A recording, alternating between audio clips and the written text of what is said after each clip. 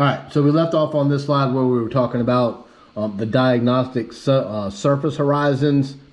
I think I left off with that anthropic or anthropogenic, meaning that it was human modified. And so then also we have these diagnostic subsurface horizons. And so this gives us an idea of what has happened, gives us some sort of idea about the movement of some of the materials in like our B depth. And so we have a sombic. Remember that alluvial, I, means into. And so we would have a high organic matter, but a low base saturation. And so you can think sombric, SO, with low base saturation.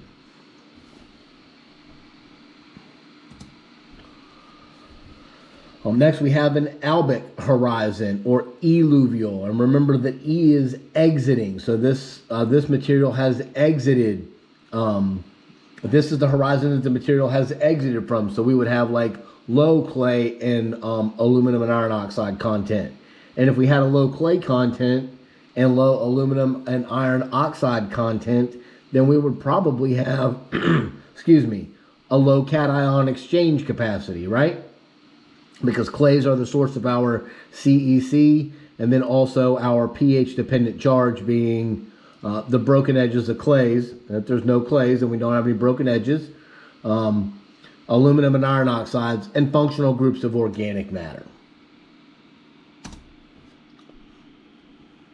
You're going to find these next three in our arid and semi-arid regions as a result of salinization. And so they have to water the crops in these regions. That water contains a lot of the salts, our carbonates, gypsum, calcium sulfate, and then saline, salic, reminds me of saline. That's going to be sort of like sodium, chlorine, potassium, things of that nature. And so what happens is when these crops are irrigated, the water evaporates and leaves these carbonates and gypsum and those salts, and eventually they make their way into the subsurface horizons.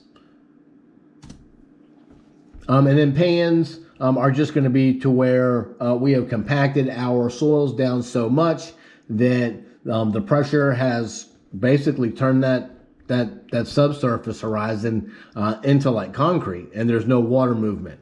And so we would have to come through and till that in order to get to increase our infiltration and percolation through that soil profile.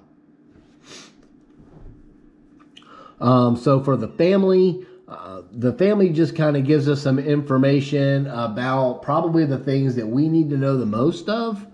And that would be like our particle size, our CEC, and then there's going to be some sort of soil temperature regime class that is in our family. So we might have something like a fine silty, smectitic, active, pergelic,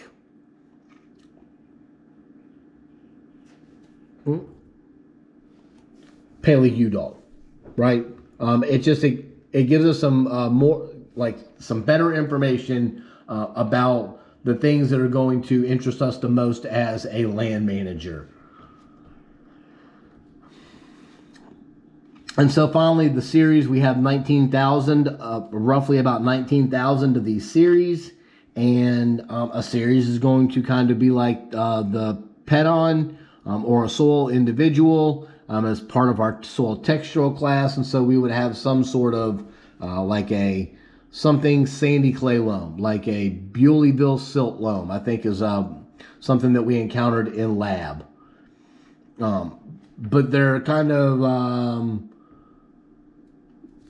of central to one location. And like, so we start to see some of these characteristics wherever it was first named or found, that would be the location. So a Mount View silt loam that was maybe found in some community that was Mount View. I don't know. But the series has like a name and then some sort of textural class associated with that. like a Baxter Cherty silt loam. That was probably first identified in Baxter, and then as they went around the rest of the state of Tennessee, when they found soils that had a similar characteristic as this Baxter Cherty silt loam, that's what they called it, rather than calling it a Crossville silt loam or a Crossville Cherty silt loam. So an example for this name, for this Baxter Cherty silt loam, a fine, giving us something about its texture, mixed, semi-active, so probably has a moderate CEC, mesic, typic, Paley-Udalf. So the family, the fine mixed, semi-active, mesic.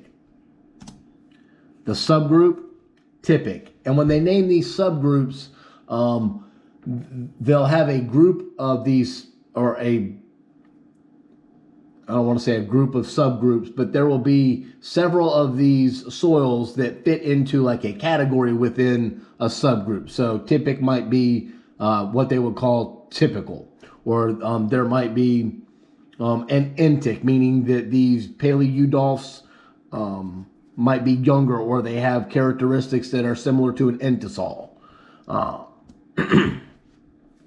And then finally we have the Paley-Udalf, where we have the suborder and the alphasol. And so the suborder, this meaning that it was formed under a eutic soil moisture regime, and this ALF giving us, that's the formative element, giving us some indication that we are dealing with the alphasol order.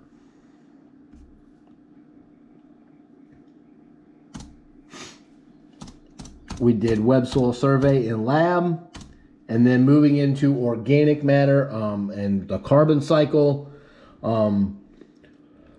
Crop residues in the roots are going to be the energy source for our microorganisms, which are responsible for the biogeochemical cycling of our nutrients. So without the microorganisms converting inorganic and organic substances into plant available forms, we wouldn't have any plant life. And so microorganisms and those plants and those animals respire. During that, carbon dioxide is released into the atmosphere, and many of us know that carbon dioxide being one of the most important greenhouse gases that is contributing to some climate shift, change. If you're part of global warming, if you're not a part of global warming, all we know is that carbon dioxide is increasing, and we're starting to see some shifts and changes in weather patterns. There are two basic processes to the carbon cycle, one being photosynthesis and the other being decomposition. And so if you think about it, plants breathe in carbon dioxide out of the atmosphere. They convert sunlight, carbon dioxide, and water into energy. And at some point in time, when they die, they will undergo a decomposition. And that carbon will then make its way back into the soil. A look at the carbon cycle, not that you would have to know too much about this, but just that we have these rocks and volcanoes that are giving off some carbon dioxide through eruptions, photosynthesis, aerobic respiration. We have some fires that might happen that give off some carbon dioxide. We have peats and fossil fuels. And then right here we have where either plants or animals undergo some decomposition, because the animals have eaten some carbon substance, and that the microbes are going to feed on that animal, decompose that tissue and that material into back into organic carbon, so that they can then survive. Something that's big these days, and you'll probably hear a lot about this, is going to be carbon sequestration. It's where we want to remove that atmospheric carbon dioxide into long-lived pools of carbon that are maintained in the soil. So we want to pull that carbon dioxide out of the atmosphere and back in, and put that back into the soil.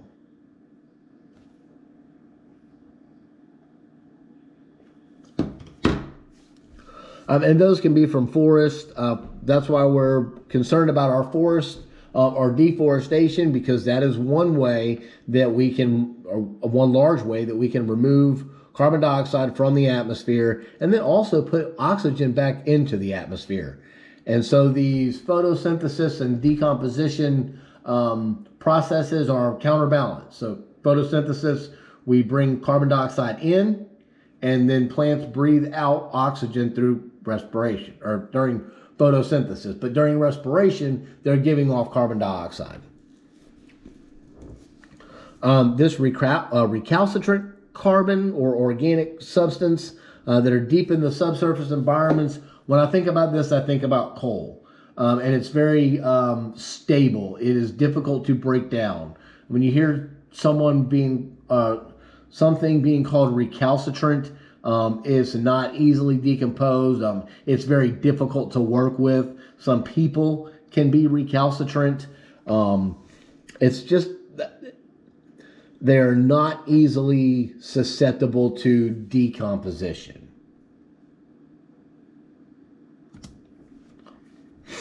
So our soil organic matter is going to be composed of those fresh residues, and this happens in the annual plant cycle, for instance, is that you plant a seed, let's say corn, we grow it, and then eventually at the end of the season we cut it and harvest that corn cob off, and some of the leaves throughout the growing season might senesce and decay.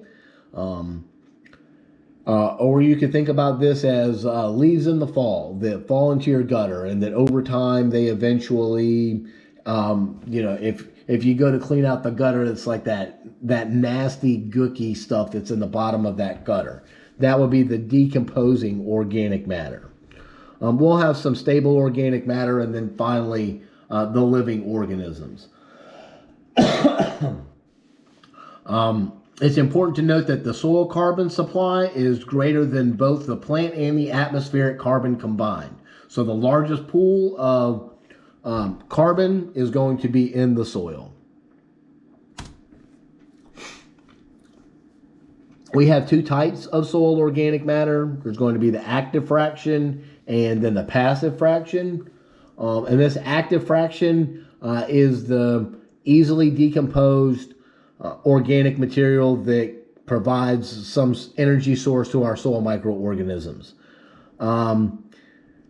As far as carbon-nitrogen ratio goes, we consider 15, 20, 30 to 1 to be a high carbon-nitrogen ratio, because when we start getting in that range, the microbes need the nitrogen from the soil in order to decompose the carbon substance or the organic material, such as a leaf. And so we want to keep our carbon-nitrogen ratios low so that our plants can take up the nitrogen. And that this active fraction is also going to be the most susceptible to soil management practices such as tillage or no-till, depending on how you're going to manage that system.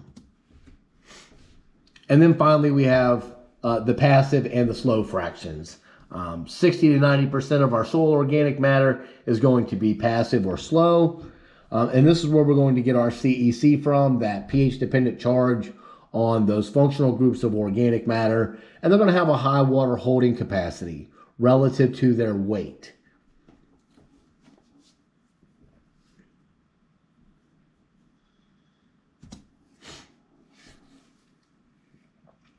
So some things that are going to influence the decomposition of those plant residues are going to be the components of the plant material. And you won't have to write these down on this slide, but on the next one we are. And to understand that there's an order in which these carbon-based tissues and substances are decomposed. So for those of you who have had organic chemistry, you're not going to need to know this slide, but to understand that we do have cellulose in these bicyclic organic compounds that are difficult to break down. We have hemicellulose, and then finally we have our lignins. And so that the greater the molecular weight or the larger the molecule, the more energy it requires in order to break those carbon bonds. So you can think about this much like the way that we think about our human diet. And so the easiest way for us to get energy is to eat a Snickers or a candy bar or French fries or a burger or something very easy and quick that our body can digest and then break down. So sugars and starches, maybe it's a protein shake, maybe it's a Kind bar or a handful of peanuts, something that our bodies can break down very easily. Next, then we'll have crude proteins, and this is probably where you would get into biochemistry of ruminant animals to digest, let's say, a grass of some sort. We have hemicellulose and cellulose. Those are going to be difficult to break down. Fats, waxes, and oils. So this is going to be like the coatings on our seed coat, those long chain fatty acids. It's difficult to break those carbon bonds in those fatty acids. And then finally, we have lignin and phenolic compounds. Phenol rings are very difficult to break because they are so tightly bound and that charge is constantly changing. So these are going to be the most difficult substances to decompose.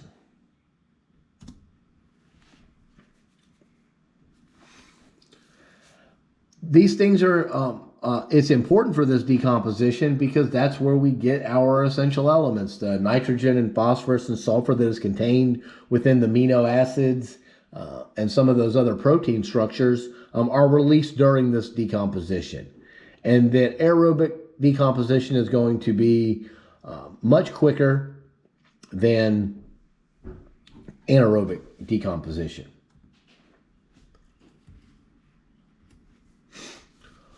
We're not so much concerned with the actual chemical equation. Just understand that we're going to undergo this oxidation process, and we can see we have oxygen in the equation that is going to end up giving us our carbon dioxide and water. That will eventually, from proteins to amino acids, we will have ammonium, and then finally nitrate, so oxidation. Lignins are going to be the most difficult to break down because they're large and complex molecules. And so we rely on our white rot fungi to decompose those structures.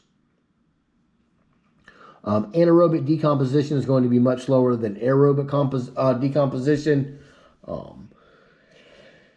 And typically during those decomposition processes, that's where you're going to get a lot of your greenhouse gas emissions. Because they're taking oxygen, those microbes are taking the oxygen out of those systems. They're using them as the electron receptor.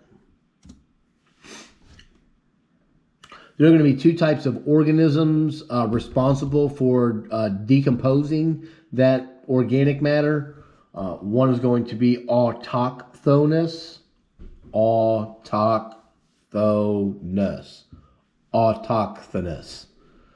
And when I think about that, I think about resistant and stable soil organic matter and low autochthonous. So low activity organisms like fungi. These are going to be the organisms that break down the passive fraction of soil organic matter. And then we have zymogenous organisms, and those are the organisms that are going to break down freshly leaf material, that like some of the first leaf material that falls when the leaves begin to change. Those are going to be bacteria and actinomycetes, and they break down the very simple, the simple compounds within that organic matter first. And once you strip away the sugars and the proteins, what's left are the lignin and the cellulose, and that's where our autochthonous organisms come into play. Naturally, our environmental conditions are going to have some influence. Most microbial populations are very happy near neutral pH. They need moisture just like we do. They need some sort of water to help decompose those, and then warmer temperatures. And if you can remember all the way back from soil formation, last module, that for every 10 degrees Celsius increase in temperature, that we have a 2x change in biochemical rate. So the warmer the temperature, the faster the decomposition. So a couple of other things are going to be the quality of the residues. There are going to be some physical factors, and then finally the carbon-nitrogen ratio of those residues.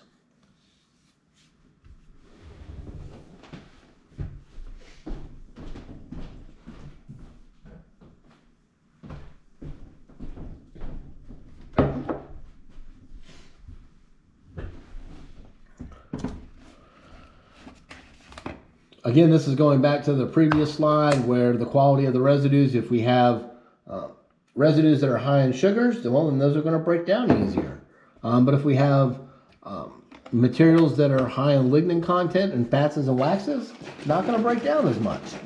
It's going to take a longer time for those to break down. So that's why it's important to understand what your material is made of, because then you can begin to understand the decomposition process.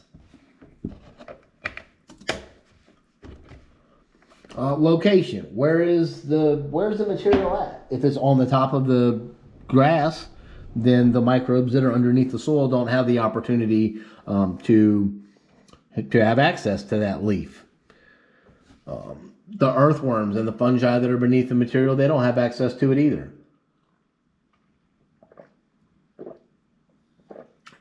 The particle size. The smaller the size of the material, the easier it is to break down. So that's why we want to mow our leaves before putting them in compost, because we chop that up and we break those waxy coatings and those lignins and allow those microbes a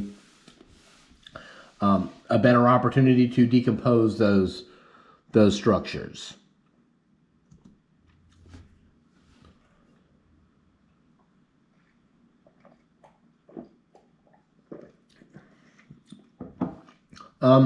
So this carbon-nitrogen ratio is going to vary a little bit among books. Somewhere between 20 and 30 to 1. So somewhere along here where we have our barnyard manure. At 24 to 1 is probably about the sweet spot where you will have you will not have a net mineralization or immobilization, but as the carbon-nitrogen ratio begins to increase, you will have net mineralization, or immobilization, I'm sorry. Excuse me. Anything greater than 24 to 1, you will have a nitrogen immobilization, because the microbes need that nitrogen in order to decompose that carbon material. It's their energy. When you start having carbon-nitrogen ratios below about 20 to 1, you will have a net mineralization. And so my grandfather used to rake up all of his leaves, and he would put them in the garden, and then he would go get some fresh cow manure or horse manure and put it over it. And so that was giving those microbes the food they needed in order to break down that leafy material.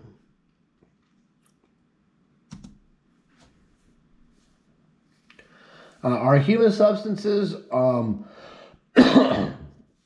they do have nitrogen and phosphorus in them, and it's important to know that they decompose at a rate of about 2.5% per year. And this is important because the humus is what gives us our soil stability. It's what helps our soil stay aggregated. It's kind of like the microscopic roots. The more roots you have in a soil, that's kind of contained in there. If you think about a container pot, you can almost pull all of the soil out of that pot. So humus is going to be the same way. It is what gives us our aggregation. And it's also what gives us the color to our soil. So darker colored soils are going to have greater soil organic matter.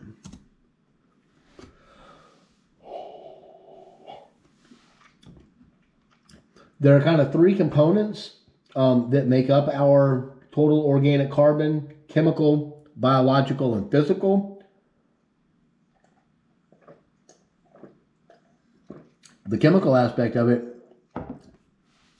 is kind of acts as our buffer. And remember, we talked about pH-dependent charge. So that's where we get our chemical properties from in relation to organic matter. It's also going to influence our CEC, and then also maybe even bind some of those heavy metals. The total organic carbon is going to be an energy source for our biological processes, decomposition, for instance. It's going to, that's where we're going to store most of our nutrients. And it will also, it will also improve our soil resilience. And then finally, the physical, that it's going to improve that soil structure. We're going to have better water holding capacity, and it's going to buffer that soil temperature. Because even though they're very small, there is going to be some movement and some friction. And so if you've ever seen like a compost pile, if the temperature gets right, when all those microorganisms are performing that decomposition, there's some energy given off, and that energy is given off as heat. And so during that, we can benefit from that by buffering against the changes in soil temperature.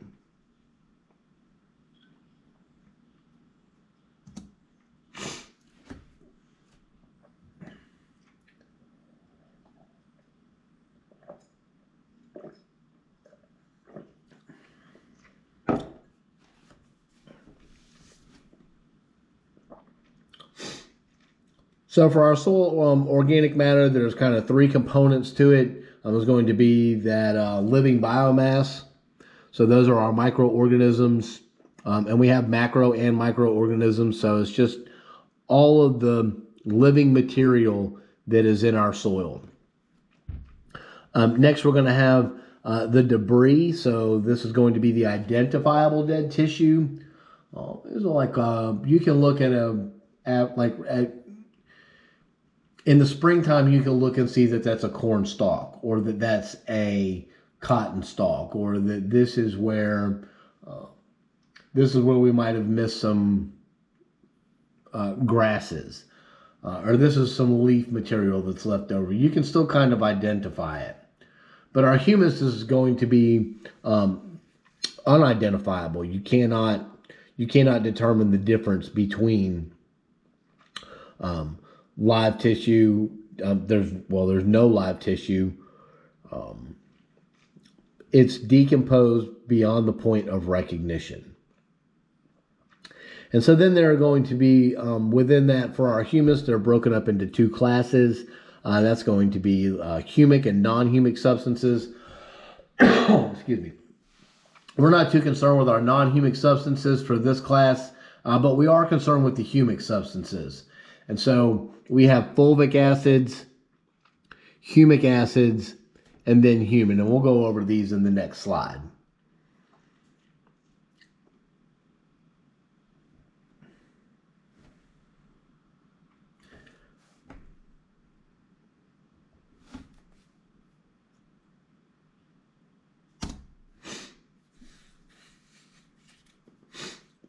So for our humic substances, the lowest weight is going to be our fulvic acid. Excuse me. You'll be able to see the differences in molecular structures. The picture shows you that it has a lighter color compared to humic acid. And fulvic acid is the most susceptible to microbial attack because of its low molecular weight.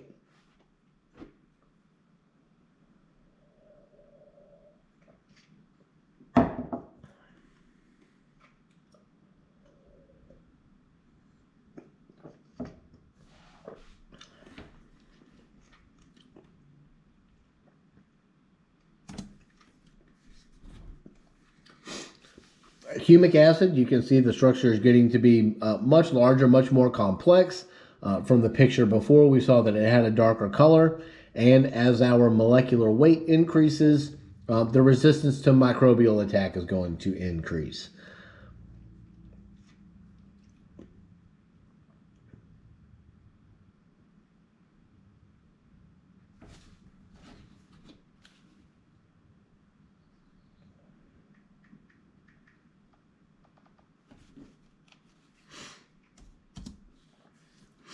And then finally, humin. And this has the greatest molecular weight. It is insoluble, and it is the most resistant to the microbial attack. And as you can see, the structure has gotten much more complex. We begin to have, we see some nitrogen here.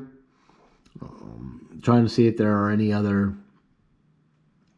phosphorus or sulfur. And so this humin is going to be, it might contain some other nitrogen, phosphorus, or sulfur sources as part of those molecules, depending on what proteins and amino acids were there during decomposition.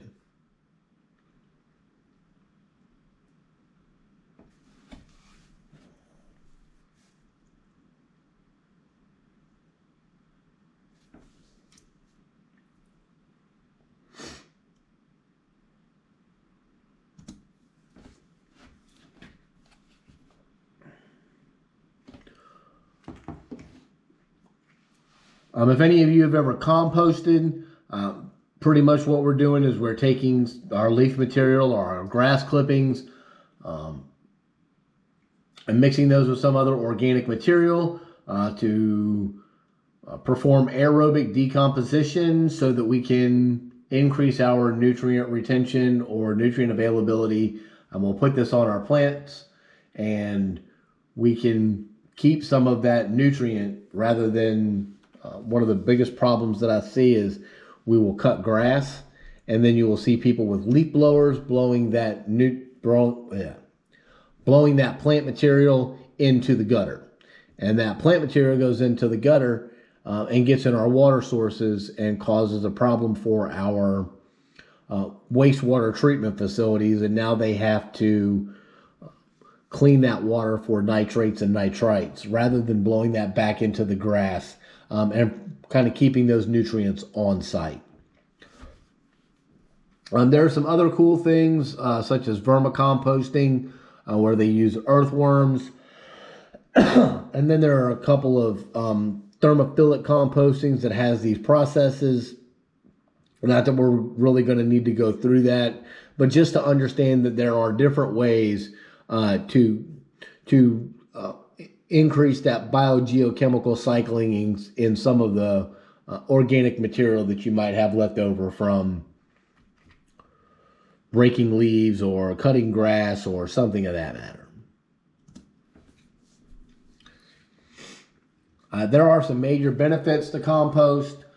We reduce our carbon to nitrogen ratio. Remember that if we keep it below about 20 to 1, we will have a net mineralization where the microbes will then convert that organic nitrogen to inorganic nitrogen. And this is going to help us avoid nitrogen competition. It's also going to stabilize our nitrogen by converting it from a protein or an amino acid. We are oxidizing it into, is that oxidizing? We are reducing, microbes reduce that protein or amino acid to ammonium. And that ammonium has a +1 charge on it, therefore it is held to our soil colloids. It's safe to store and easy to handle. We get some partial sterilization because of the heat that is generated from that microbial activity. We can start to get some detoxification of some of those compounds because those microorganisms are, they're decomposing everything. They don't see one particular compound and go, whoa, we're not doing that. They're looking for energy in any way, shape that they can get it. And then finally, for disease suppression, and because we make that so hot, that goes along with partial sterilization. That because it gets so hot, that we kill off all the harmful microbes and pathogens that are in that compost material.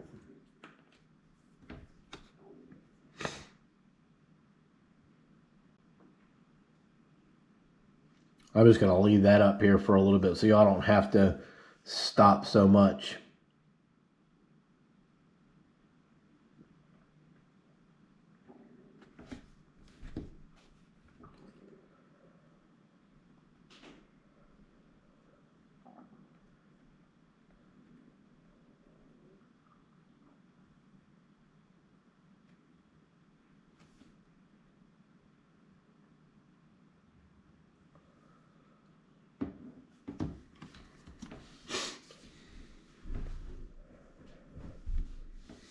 All right, and so this is kind of going back to our soil orders, and we can start to differentiate our soil orders based on their organic matter content.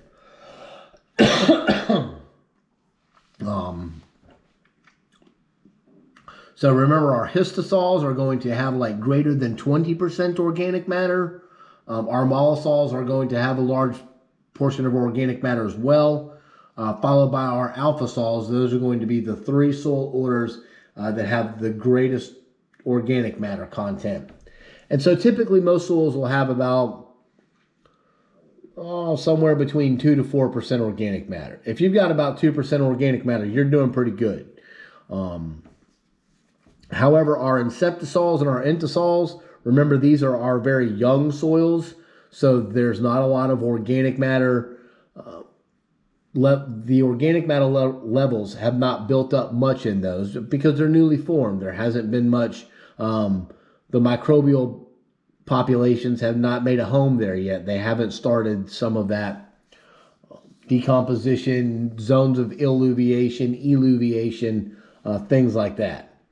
Also, those inceptisols and entasols are not very fertile because they don't have those organic matter additions, and so there's less crops going to be grown on them.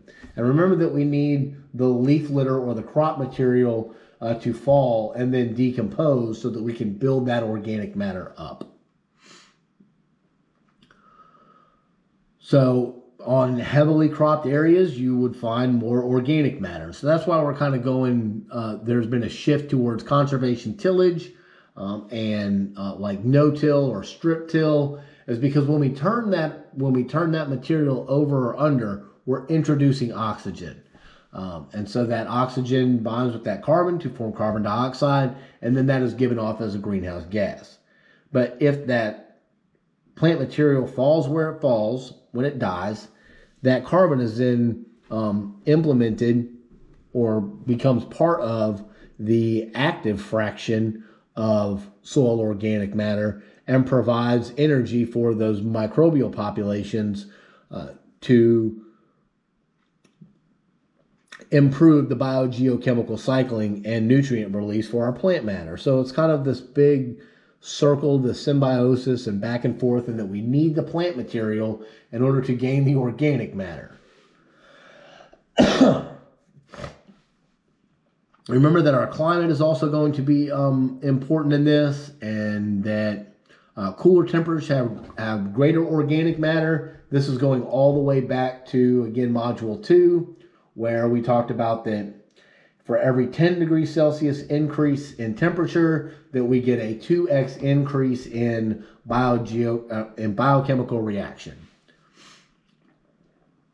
The more moisture that you have, the more organic matter you're going to have, because the microbes need the moisture in order to decompose the plant material. So that will only lead you to believe that higher temperature and lower moisture is going to have low organic matter.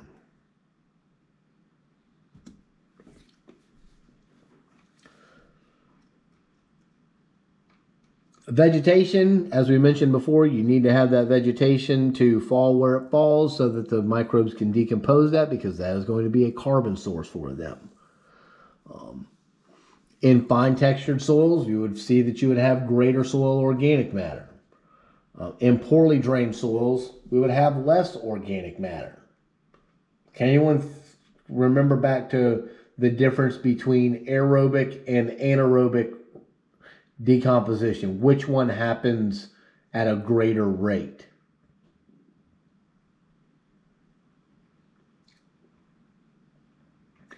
Aerobic. Aerobic happens at a greater rate. And so in poorly drained soils, we would have an anaerobic system, and therefore the organic matter decomposition would be less. And then finally, ag management and tillage. And this is going to go with our nutrient inputs, because our nutrients are going to grow our plants. The more plant material that we have, the more carbon material we're going to have at the end of the growing season. But we will be removing some of those nutrients through crop removal. And then, as I mentioned before, if we till, we are introducing oxygen into the system. And so we're going to have greater organic matter decomposition.